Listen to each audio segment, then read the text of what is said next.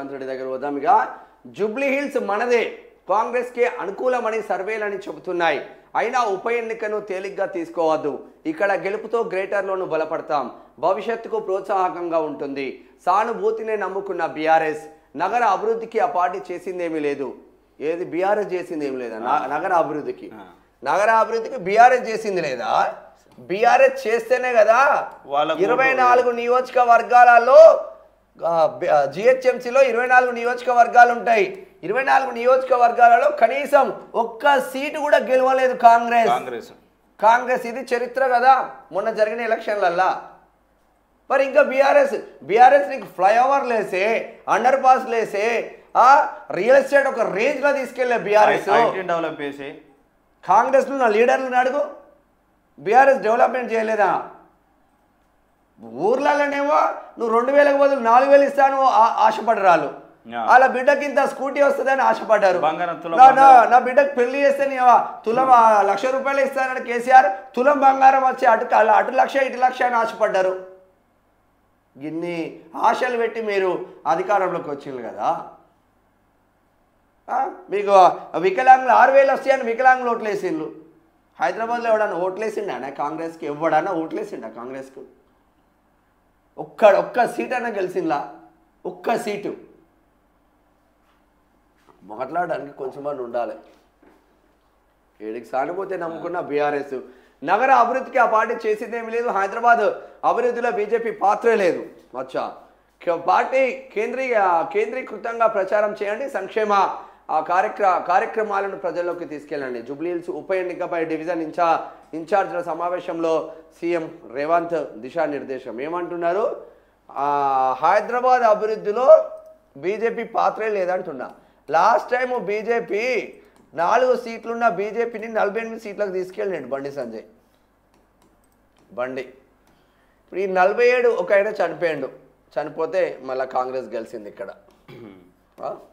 47 ఒకరో ఇద్దరు అటు ఇటు పోవచ్చు. సరే, ఏది ఏమైనా వీళ్ళ రాష్ట్రంలో ఏ పార్టీ అని ఉండడు, కేంద్రంలో ఏ పార్టీ అని ఉండడు, కానీ లోకల్ కార్పొరేటర్ పర్ఫెక్ట్గా ఉంటే ఆ డివిజన్ అభివృద్ధి చెందుతుంది కదా. ఇప్పుడు సర్వనగర్ కార్పొరేటర్ ఆకుల శ్రీవాణి ఎందుకో ప్రతిరోజు రోడ్ల మీదకి పోతుంది. మా మన్సూరాబాద్ కార్పొరేటర్ జిహెచ్ఎంసీ ఫ్లోర్ లీడర్గా పనిచేస్తున్న కొప్పుల నరసింహారెడ్డి ఎందుకో ప్రతిరోజు ప్రజల్లోనే ఉంటున్నాడు. మా మల్కాజ్గిరి కార్పొరేటర్ శ్రవణ్ అన్న ప్రతిరోజు ప్రజలతోనే మమేకం అవుతున్నారు. ఇట్లా అనేక మంది కార్పొరేటర్లు ఉన్నారు కదా.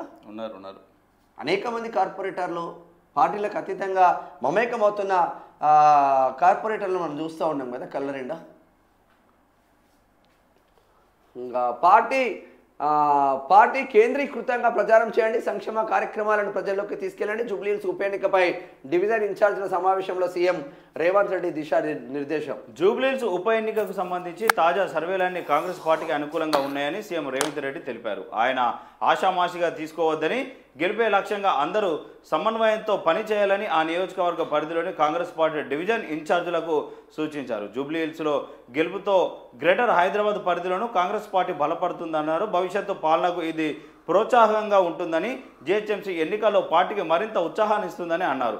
హైదరాబాద్ శివారు జిల్లాలపైన ప్రభావం చూపుతుందని పేర్కొన్నారు. జూబ్లీహిల్స్ ఉప ఎన్నిక నేపథ్యంలో ఆ నియోజకవర్గ పరిధిలోని డివిజన్లకు వివిధ కార్పొరేషన్ చైర్మన్లను ఇన్ఛార్జీలుగా కాంగ్రెస్ నియమించిన సంగతి తెలిసిందే. ఆదివారం వారితో సీఎం రేవంత్ రెడ్డి, పిసిసి అధ్యక్షుడు మహేష్ కుమార్ గౌడ్ సమావేశమయ్యారు. తొలుత డివిజన్ ఇన్ఛార్జీల నుంచి ముఖ్యమంత్రి ఫీడ్బ్యాక్ తీసుకున్నారు. ఉప ఎన్నికల్లో అనుసరించాల్సిన వ్యూహాలు, ప్రణాళికలను ప్రాధాన్యాల వారిగా వివరించారు. సానుకూల దృక్పథంతో ముందుకెళ్లాలని, పోలింగ్ బూతుల వారిగా ప్రచార ప్రణాళికలు సిద్ధం చేసుకోవాలని అన్నారు. ప్రభుత్వం అమలు చేస్తున్న అభివృద్ధి సంక్షేమ కార్యక్రమాలను క్షేత్రస్థాయిలో విస్తృతంగా ప్రచారం చేయాలని సూచించారు. నియోజకవర్గ సమస్యలను ప్రభుత్వం పరిష్కరిస్తుందన్న భరోసా కాంగ్రెస్ పార్టీతోనే నియోజకవర్గ ప్రజలకు తెలియజేయాలని చెప్తా ఉన్నారు. ఎందుకంటే ఈ జూబ్లీహిల్స్లో గెలిస్తే ఏంటంటే స్థానిక ఎన్నికల మీద ప్రభావం పడుతుంది కాబట్టి మళ్ళా గ్రేటర్ హైదరాబాద్ పరిధిలోని వాళ్ళకు కొద్దిగా బలం పెరుగుతుంది కాబట్టి ఉన్న కార్పొరేటర్లు కాంగ్రెస్ పార్టీ కంపల్సరిగా జూబ్లీహిల్స్ బరిలో ఉండాల్సిన అవసరం ఉంటుంది, గెలవాల్సిన అవసరం ఉంటుంది. ఎందుకంటే లాస్ట్ టైం 3 ఎమ్మెల్సీలు, కరీంనగర్ గ్రాడ్యుయేట్ ఎమ్మెల్సీ కావచ్చు, కరీంనగర్ టీచర్ ఎమ్మెల్సీ కావచ్చు, కరీంనగర్ మెదక్ ఆదిలాబాద్ నిజామాబాద్, ఇటు ఉమ్మడి వరంగల్, నల్లగొండ, ఖమ్మం టీచర్ ఎమ్మెల్సీలు కావచ్చు, మూడు ఎమ్మెల్సీలకు ఒక్క ఎమ్మెల్సీ కూడా గెలవలేదు. కాంగ్రెస్ 0తో ముడిపడింది. ఇక్కడ కరీంనగర్కి వచ్చేసరికి teacher MLC, graduate MLC BJP గెలిచింది.